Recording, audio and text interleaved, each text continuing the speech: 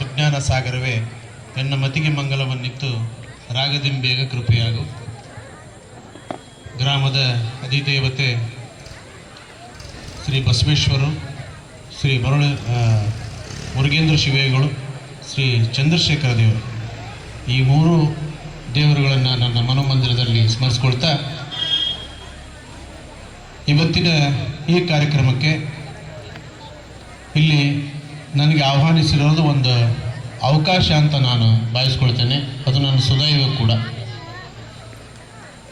ಈ ಕ್ವಿಜ್ ಏನು ಅವರು ಮಾಡ್ತಾ ಇದ್ದಾರೆ, ಈ ಕಾರ್ಯಕ್ರಮ ಇದು 3ನೇ ವರ್ಷ ಅಂತ ನಾನು ಕೇಳ್ಪಟ್ಟೆ.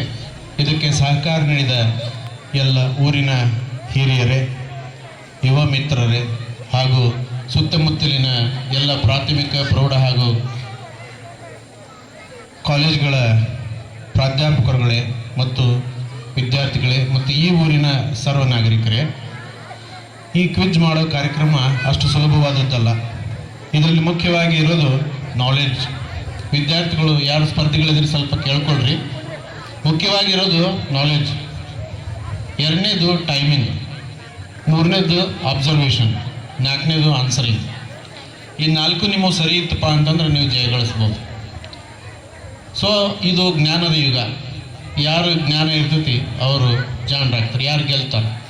ನೀವು ಹೆಸರಿನ ಬೆನ್ನು ಹತ್ತಿದ್ರೆ ಹೆಸರು ಸಿಗ್ತತಿ, ಹಣದ ಬೆನ್ನು ಹತ್ತಿದ್ರೆ ಹಣ ಸಿಗ್ತತಿ, ಕೆಲಸದ ಬೆನ್ನು ಹತ್ತಿದ್ರೆ ಎರಡೂ ಸಿಗ್ತಾವೆ. ಸೊ ಕೆಲಸದ ಬೆನ್ನು ಹತ್ತಿರ ಯಾರು ಕೆಲಸದ ಬೆನ್ನು ಹತ್ತಿರಿ ನಿಮ್ಗೆ ಹಣನೂ ಸಿಗ್ತತಿ, ಹೆಸರು ಸಿಗ್ತತಿ. ಎಲ್ಲರಿಗೂ ಸೂರ್ಯನಂಗೆ ಬೆಳಕಬೇಕನ್ನೋ ಆಸೆ ಇರ್ತೈತಿ, ಆದರೆ ಸೂರ್ಯನಂಗೆ ಉರಿಬೇಕಾಗತ್ತೆ. ಅಬ್ದುಲ್ ಕಲಾಂ ಅವರು ಆ ರೀತಿ ಹೇಳ. ಇವತ್ತೇನು ಇದು ಅದ್ಭುತವಾದಂತಹ, ಇದು ಅದ್ಭುತ ಅಷ್ಟೇ ಅಲ್ಲ, ಅತ್ಯದ್ಭುತವಾದಂತಹ ಒಂದು ಕಾರ್ಯಕ್ರಮ. ಯಾಕಂದರೆ ಇಲ್ಲಿ ಆಯೋಜನೆ ಮಾಡೋದೇನಿದೆಯಲ್ಲ ಅದು ಸಣ್ಣ ಕೆಲಸ ಅಲ್ಲ. ಯಾವ ರೀತಿ ಟೈಮಿಂಗ್ ಇರ್ತೈತಿ, ಯಾವ ರೀತಿ ಪ್ರಶ್ನೆಗಳು ಮಾಡಿರ್ತಾರೆ, ಯಾವ ರೀತಿ ಅದನ್ನು ಫ್ರೇಮಿಂಗ್ ಮಾಡಿರ್ತಾರೆ, ಯಾವ ರೀತಿ ಅದಕ್ಕೆ ಮ್ಯೂಸಿಕ್ ಸೇರಿಸಿರ್ತಾರೆ, ಯಾವ ರೀತಿ ಸೆಕೆಂಡ್ಗಳನ್ನು ಅಲಾಟ್ ಮಾಡಿರ್ತಾರೆ. ಪ್ರಶ್ನೆ ಕೇಳೋರು ಮತ್ತು ಆನ್ಸರ್ ಕೊಡೋರು ಅದೇ ಸಮಯಕ್ಕೆ ಅದೇ ವಿಡಿಯೋ ಪ್ಲೇ ಆಗಬೇಕು, ಅದೇ ಆಡಿಯೋ ಪ್ಲೇ ಆಗಬೇಕು. ಅದರಲ್ಲಿ ಯಾವುದೂ ಮಿಸ್ಟೇಕ್ ಆಗಬಾರ್ದು.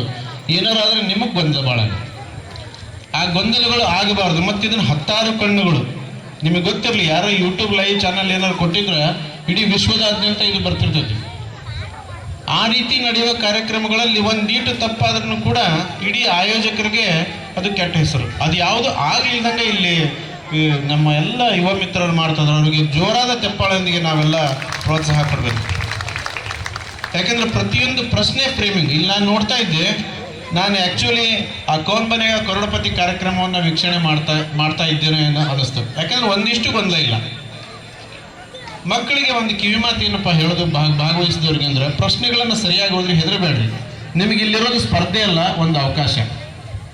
ಇದು ನಿಮಗೆ ಸ್ಪರ್ಧೆ ಅಲ್ಲ, ಒಂದು ಅವಕಾಶ. ನಿಮ್ಮೆಲ್ಲಿಗೆ ಒಂದು ಪ್ರಶ್ನೆ ಇರ್ತೈತಿ, ನೀವು ಓದಿದ್ರೆ ಉತ್ತರಿಸ್ತೀರಿ, ಓದಿಲ್ಲ ಅಂದರೆ ಇಲ್ಲ.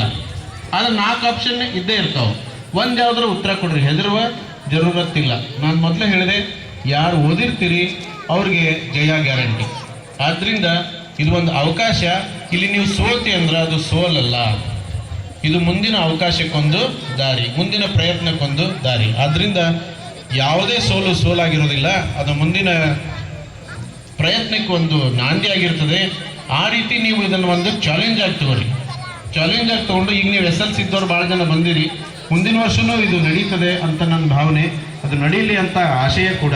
ಅದರೊಳಗೆ ನೀವು ಕಾಲೇಜ್ನವ್ರು ಇರ್ತೀರಿ, ಅವಾಗ PUC ಅವ್ರು ಇರ್ತೀರಿ, ಅವಾಗ ಮತ್ತೆ ಅವಕಾಶ ಇದ್ದೀನಿ.